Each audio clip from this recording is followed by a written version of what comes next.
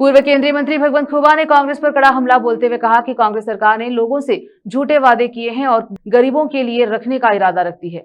उन्होंने कहा कि केंद्र सरकार लोगों को ऊपर उठाने के लिए कई योजनाएं लागू कर रही है, वहीं राज्य की कांग्रेस सरकार इन योजनाओं के बारे में लोगों में गलतफहमियां पैदा कर रही है।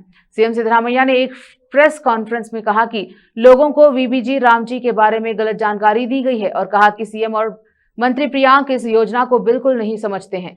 नरेगा से महात्मा गांधी का नाम हटाने की बात कहने वाले कांग्रेसियों ने पहले जवाहर नाम हटाकर गांधी नाम जोड़ा। उन्होंने आरोप लगाया कि नरेगा के नाम पर भ्रष्टाचार हुआ है। बीजेपी जिला अध्यक्ष सोमनाथ पाटिल ने कहा कि कांग्रेस सरकार कर्नाटक को जंगल राज बनाने जा रही है। पूरा देश गुंडा पॉलिटिक्स से छुटकारा पा रहा है। इसी बीच राज्य में कांग्रेस सरकार गुंडा पॉलिटिक्स कर रही है। उन्होंने कहा कि बेल्लारी में पहले जो घटना हुई वही इसकी वजह है। एमएलए डॉक्टर शैलेंद्र बेलदाले ने कहा कि कांग्रेस सरकार कई मामलों में फेल रही।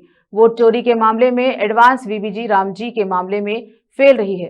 कांग्रेस सरकार राज्य चलाने में पूरी तरह से फेल रही।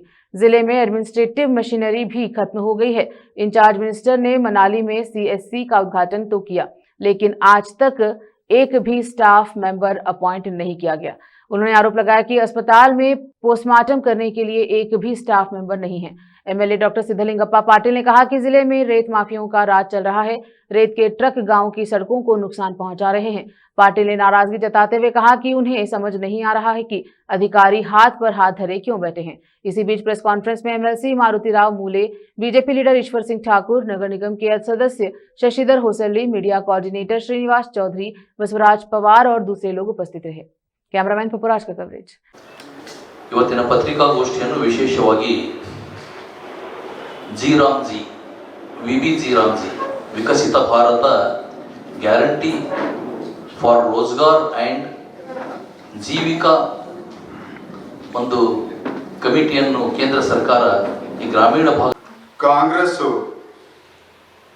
ಕೇವಲ ಜನರಿಗೆ ಸುಳ್ಳು, ಮೋಸ ಮತ್ತು ಭ್ರಮೆಯನ್ನು ಹುಟ್ಟಿಸಿ ಬಡವರಿಗೆ ಆರ್ಥಿಕವಾಗಿ ಬಡವರಾಗಿಯೇ ಉಳಿಯಬೇಕು ಮತ್ತು ಅವರ ವೋಟ್ ಬ್ಯಾಂಕ್ ಆಗಿಯೇ ಉಳಿಬೇಕು ಅನ್ನುವಂಥ ಕಾಂಗ್ರೆಸ್ಸಿನ ಷಡ್ಯಂತ್ರಕ್ಕೆ ಮೊನ್ನೆ ಕರ್ನಾಟಕದಲ್ಲಿ ಅಂದ್ರೆ ಬೆಂಗಳೂರಿನಲ್ಲಿ ನಡೆದಂತ ಹೇಳಿದ್ರು.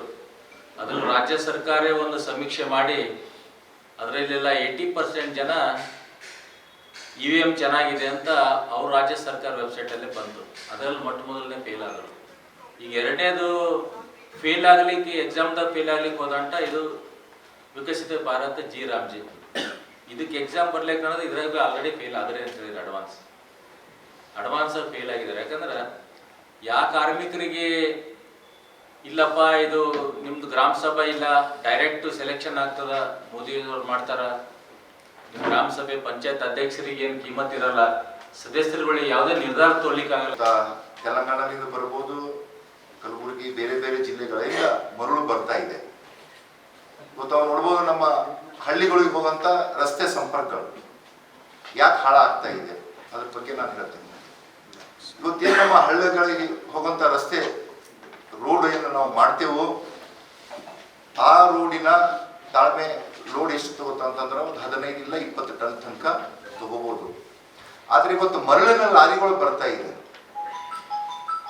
ನಾವು ನೋಡ್ಬೋದು ಒಂದು ಲಾರಿನಲ್ಲಿ 60-70 ಟನ್ ತನಕ ಆ ಮರಳು ತಗೊಂಡು ಬರ್ತಾ ಇದ್ದಾರೆ. ಇವತ್ತು ಆ ಒಂದು ಕಾರಣಕ್ಕಾಗಿ ಕೂಡ ಇವತ್ತು ಅನೇಕ ಹಳ್ಳಿಗಳು ಹೋಗುವಂತ ರಸ್ತೆಗಳು ಕೂಡ ಹಾಳಾಗ್ತಾ ಇದೆ. ನಾವು ಬಹಳಷ್ಟು ಸಮಯದಿಂದ ಅಧಿಕಾರಿಗಳಿಗೆ ಹೇಳ್ತಾ ಇದ್ದೇವೆ ಗೊತ್ತಾ, ಮೈನ್ಸ್ ಡಿಪಾರ್ಟ್ಮೆಂಟ್, PW ಇರ್ಬೋದು, ಪೊಲೀಸ್ ಇರ್ಬೋದು, ಇವತ್ತೊಂದು ಕಮಿಟಿನೇ ಕೂಡ ಇದೆ. ಒಂದು AC ಅವರ ಅಧ್ಯಕ್ಷತೆಯಲ್ಲಿ ಆ ಕಮಿಟಿನೂ ಕೂಡ ಇದೆ. AC ಅವ್ರಿಗೂ ಕೂಡ ಪದೇ ಪದೇ ಹೇಳ್ತಾ ಇದ್ದೀನಿ, ಈ ಮರಳ ಲಾರಿಗಳು ಬರಲಿಂದ, ಓವರ್ಲೋಡ್ ಲಾರಿಗಳು ಬರಲಿಂದ ರಸ್ತೆಗಳು ಸಂಪೂರ್ಣ ಹಾಳಾಗ್ತಾ ಇದೆ. ಈಗಾಗಲೇ ವಾಟರ್ ಟೇಬಲ್ ಹೆಚ್ಚಿಗಿದೆ, ರೋಡ್ನಲ್ಲಿ ಮಾಯಿಶ್ಚರೈಸ್ ಇದೆ. ಅದಕ್ಕಾಗಿ ಇವತ್ತು ಏನು ಹೈವೇ ಮೇಲೆ ಹೋಗ್ತಾವ ಅದಕ್ಕೆ ಯಾವುದು ಕೂಡ ಅಭ್ಯಂತರ ಇಲ್ಲ. ಹೈವೇಗಳ ಮೇಲೆ ಇವತ್ತು 100 ಟನ್ ಕೂಡ ಅದು